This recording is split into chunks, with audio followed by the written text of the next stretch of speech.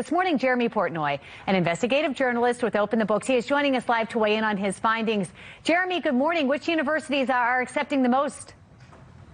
Good morning, Megan. So you mentioned that $122 million figure. About 2/3 of that went to Johns Hopkins.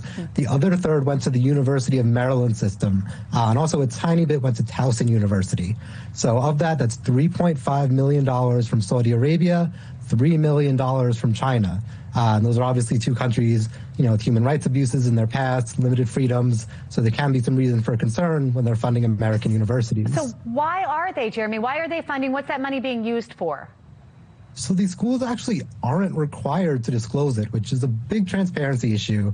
But from what they have disclosed, we know that some of the Saudi Arabian money goes to pay student tuition. Some of it with Johns Hopkins helps fund their partnership in Saudi Arabia with Saudi Aramco. They have a campus there, which, that's the oil company that's been warned in the past from the UN about their climate change abuses. You've also got money from the United Arab Emirates in the past.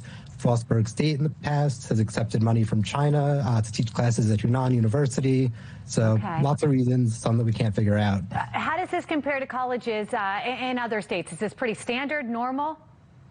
So if you look around the country last year, Johns Hopkins was actually number 20 on the list for the most funding. At the very top was Stanford. Then you've got MIT, Harvard, and Cornell in the next three spots. But if you're talking only about Chinese funding, it was New York University at the top last year. They accepted $80 million. And for Saudi Arabian funding, it was Clemson at the top with $26 million. And again, Jeremy, it doesn't necessarily mean any ill intention, though, correct? It's just the transparency that is the concern. Is that right?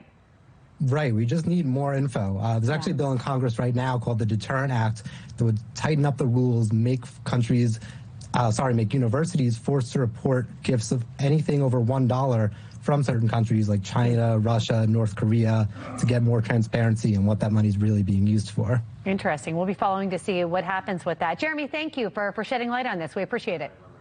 Thanks for having me, Megan.